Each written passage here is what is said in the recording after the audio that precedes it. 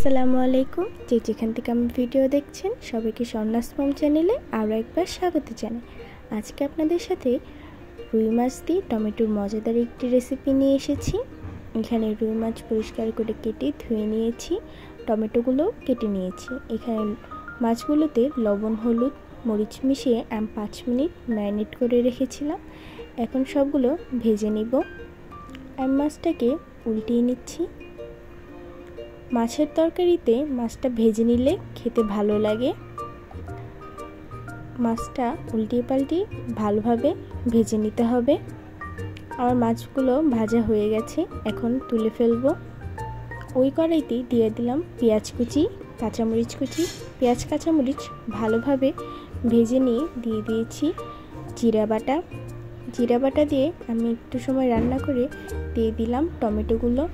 Tomato দিয়ে ভালোভাবে কষিয়ে নিতে হবে যতক্ষণ না টমেটো গলে যায়। এর মধ্যে দিয়ে দিলাম স্বাদ মতন লবণ। যতক্ষণ না টমেটো গলে যায় ততক্ষণ খুব ভালোভাবে কষিয়ে নিতে হবে। এখন দিয়ে দিলাম হলুদ গুঁড়ো, মরিচ গুঁড়ো এবং ধনিয়া গুঁড়ো। আরও কিছু সময় আমি টমেটোটাকে কষিয়ে নিব। টমেটো থেকে তেল ছেড়ে দিয়েছে। এখন আমি একটু পানি দিয়ে দিলাম। পানি দিয়ে আমি আরও কিছুক্ষণ এইভাবেই কষিয়ে নিব। যত ভালোভাবে কষাবেন খেতে তত বেশি মজা হবে। এখন আমি আরও কিছুটা পানি দিয়ে দিলাম। এখন 2 মিনিট ঢাকনা দিয়ে ঢেকে রান্না করে নিব। আমার ঝোলটা ফুটে এসেছে। এখন মাছগুলো দিয়ে দিব।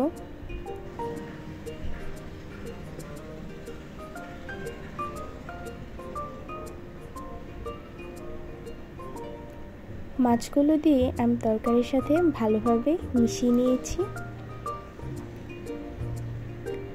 এখন আরও 10 মিনিট এইভাবেই রান্না করে নিব।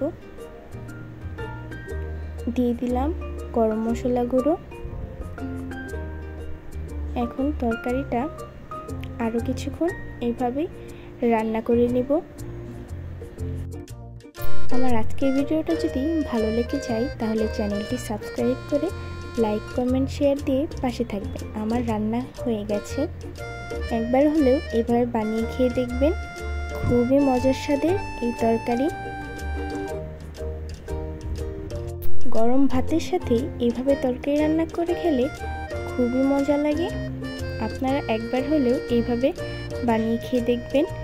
আজকের মতন এখানেই বিদায় নিচ্ছি। দেখা হবে নেক্সট কোনো ভিডিওতে। আসসালামু আলাইকুম।